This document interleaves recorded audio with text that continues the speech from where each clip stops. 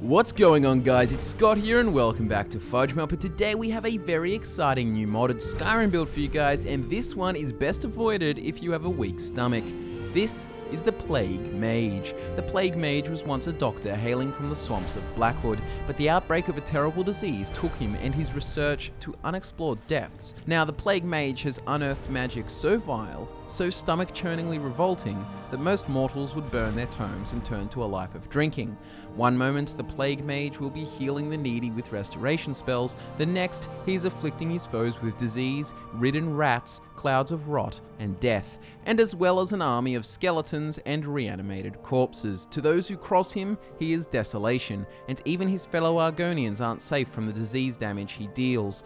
Armed with an all-new type of damage and a variety of new spells, perks, and powers, the Plague Mage is the perfect build for anyone looking for a new, fresh Skyrim experience. Before we get into the bulk of the build, don't forget the timestamps for all your video navigation needs, as well as a full mods list, can be found just below in the description. Speaking of mods, these are the ones you'll need to play the Plague Mage. First, we'll need alternate start mod to roleplay the Plague Mage's entry into the province of Skyrim. Then with the Imperious Races of Skyrim mod, we can access some unique racial abilities rather than simply some underwater breathing and disease resistance. In a similar vein, the Aurora Standing Stones of Skyrim mod will also give us some new powers in the form of a reimagined Standing Stone effects. Lastly, we'll need the Ordinator perk overhaul mod, and this mod adds a variety of new perks and even some all-new spells. This mod is a must for the Plague Mage's playstyle, but with all that said, let's get things started with the Plague Mage's race, Standing Stone, and stats. The Plague Mage is an Argonian, which means he will start with the following base stats. He'll have 100 health, 95 magicka, and 105 stamina. He'll have 0.5% health regen, 3% magicka regen, 5% stamina regen, and 325 carry weight. Aside from this, the Imperious Races mod gives us 4 abilities unique to Argonians. There's Amphibious, which makes you harder to detect and faster moving after swimming. There's Histborn, which allows you to rapidly regenerate health, magicka, and stamina when below a certain threshold. There's Marsh Dweller, which allows you to swim much faster and breathe underwater. And finally, we have Caustic Spit. This perk can only be unlocked after looting 4 underwater chests. Once unlocked though, you can spit a corrosive jet 1 time per day that reduces armor and magic resistance of an enemy. The Standing Stone you'll want to take is the Ritual Stone. With the Aurora Standing Stone mod, this will grant you the Rebirth ability and the Life Swap power. Rebirth automatically reanimates nearby corpses under your control, though performing offensive actions actually breaks the spell. And Life Swap can be activated once per day to swap your current health percentage with that of your current target, so it would be beneficial to use that power against an enemy you or your minions have not yet damaged. As for stat spread, you'll want to invest 50% into health and 50% into magicka. 50% health to keep you alive, and 50% magicka will ensure that you can keep casting spells and to benefit from perks which magicka affects. For example, allowing us to summon more minions and skeletons with the March of Oblivion and Dead Tide perks. Stamina won't be needed as you are a mage and won't be engaging enemies on the front lines anyway. The Plague Mage plays more of a supportive role behind his legions of undead. The Plague Mage was born and grew up in the Blackwood region of southern Cyrodiil. He lived somewhere in the dense swamps where the borders of Cyrodiil and Blackmarsh clashed. Which side of the border his village truly lied on was anybody's guess, as not many travellers came or left the few towns and villages in the community. The Plague Mage was fortunate enough to be the son of one of the most influential members of the Blackwood community. His father was the village doctor and was so trusted that beastfolk, men and mer, all alike, came from their own towns in Blackwood to seek out his services when they need help. The Plague Mage was tutored in the art of restoration magic at a very young age. In fact, he was learning basic spells and incantations before he even understood half of the words he was saying. By the time he reached adolescence, he was his father's understudy and assistant, fetching tools for surgery, taking extensive notes, and even dealing with some of the less urgent patients. Of course, when he wasn't in practice applying his restoration skills, he still allocated some time to learning other schools of magic. As this was the case with most young people, destruction and conjuration were the most fascinating, and while he rarely had the chance to put them into practice, he read many tomes on the subjects. At age 20, the Plague Mage worked alongside his father as a colleague rather than an apprentice. He learned much, and some patients even specifically asked for his expertise over his father's. One year during the month of Sun's Height, the region of Blackwood was experiencing its usual summer plights. The air was thick and humid, and fat rumbling flies were everywhere. year, but this year saw the outbreak of something very much out of the ordinary, something that was equal parts fascinating and horrifying. In their practice, there was a number of cases in which patients had discolored skin, starting from their fingertips and toes, working slowly up the skin. It was unlike anything the Plague Mage, and his father for that matter, had ever seen. When word spread, many Argonians shrugged it off as an ailment that only affected weak men and mer, but soon even the beast folk were falling ill. In the practice, they had a very strict rule never to make physical contact with an affliction if you couldn't determine it wasn't transmitted by touch. So the Plague Mage kept his distance, but in his notes he recorded that the illness caused the skin to darken to near black at the end of the limbs. After a few days, the discoloration passed up the arms and legs, peeling scales and flesh alike until eventually corrupting the vital organs of the host. It was incredible and deadly. The two doctors did everything they could do to stop the spreading, and of course they wore thick leather gloves whenever touching the disease that was being called the Black Touch on the streets. One day, the Plague Mage's father was crossing the village when he witnessed an elderly woman collapse in the middle of the path. He rushed to her aid, pulling back her collared shirt to check her pulse. Dead. Killed almost instantly, and then he noticed what had killed her. Her face was a common Argonian dark green, but her neck and her limbs and torso were black as pitch. He rushed to the practice to scrub his hands with disinfectant, but within 24 hours, the Black Touch had taken hold. Horrified, the Plague Mage knew it was down to him to discover the cure. He sat in the office all night, researching. The thick restoration tomes held near endless information, yet not one page mentioned an affliction like the one plaguing his village. He even dabbled in enchanting, using their enchanting table to create jewelry and garments augmented with resist disease. Nothing stopped the spreading darkness on his father's right arm. 5 days later, the Plague Mage carried his father's corpse to the cellar. He'd never been down there, but now it was his duty. He placed the body in one of the morgue's nooks, and then he slumped to the ground, sobbing violently. It was partly of grief, but mostly of disappointment. He had failed the people of his town and his father. By now, the cellar was almost overflowing with corpses. They had concluded that they couldn't bury those killed by the Black Touch traditionally, as it was too dangerous. What if the disease spread through the soil? What if the Undertaker caught it? As a coping mechanism, the Plague Mage turned to the books, studying harder in the art of restoration. Bleary-eyed from the candlelight, he stood to turn in for the night, but on his way out, he noticed a purple tome on the other side of the cellar. Conjuration. His curiosity was piqued. He began reading into the darker side of conjuration and was fascinated by what he had learned. He heard of necromancy, frowned upon by almost all the magical institutions across Tamriel, but his fascination got the better of him. He had a cellar full of test subjects and a heavy tome on the reanimation of the dead. How could he not? One day he was distracted from his studies by a frantic knocking on the front door. It was late, so he knew it must have been urgent. He walked up the steps from the cellar and opened the door. In front of him stood a dozen men armed with torches and swords. The men claimed that the Plague Mage had been a con artist, taking the coin of the sick only to let them die without proper aid. He was insulted by the accusations, but the men did not look willing to talk. Many of them were relatives of people taken by the Black Touch, and not returning the bodies of their loved ones had probably angered them further. The man at the front of the pack lifted his sword, and the Plague Mage slammed the door, barring it just as steel struck wood. The mage was furious. He risked his life every day, and his father died for this cause, and now they wanted his head? He made his way down to the cellar and flipped open the great purple tome, and then with a powerful voice spoke an incantation. The corpses in the nooks began to stir, all but his father's, and then they stood, staring at him expectantly with dead eyes. He pointed up the stairs and they marched. When the Plague Mage emerged on the street, 3 of the mob lay dead. The others had fled. He quashed the feeling of guilt within him, for he'd done the only thing he could to save his life. But after that, he knew it was time to leave. Under the veil of darkness, he packed his things and left Blackwood for good. He made his way north, setting his sights for the illustrious College of Winterhold. Armed with a thirst for more knowledge, he hoped to discover the secrets of the old institution. With the alternate start mod, we will begin the game as a new recruit of the College of Winterhold.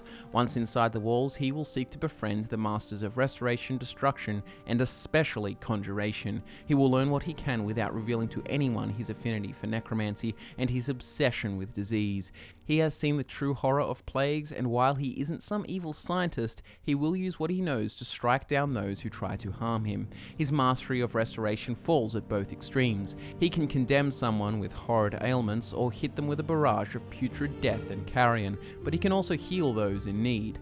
With such conflicting abilities, he will have a lot of power over the people of Skyrim. And as I said, his character isn't black and white, evil or good. He is a grey character with the potential to do great good for people or great harm if he deems necessary. As for factions, he will of course follow the College of Winterhold questline, but he will also do the main story and the Dragonborn DLC.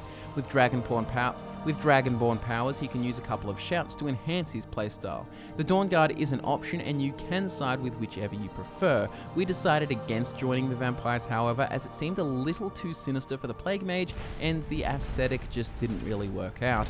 Granted, he does use really disgusting cruel spells, but making him a vampire seems to be going a step too far, making him pretty irredeemable. But if you want to go off the deep end embracing the Death Plague and Maleficence, feel free. Another quest to look out for is the Daedric quest for the Prince Periite. This quest is themed around disease and will doubtlessly intrigue our Plague Mage. But for now we have the Plague Mage's backstory, role-playing and factions sorted, let's jump into the skills, spells, shouts, perks and overall playstyle. The main skills for this build are Conjuration, Destruction, Restoration, and Enchanting. We'll get into some specific perks to take from each tree in a second, but first let's rattle off the various spells you want to get your hands on.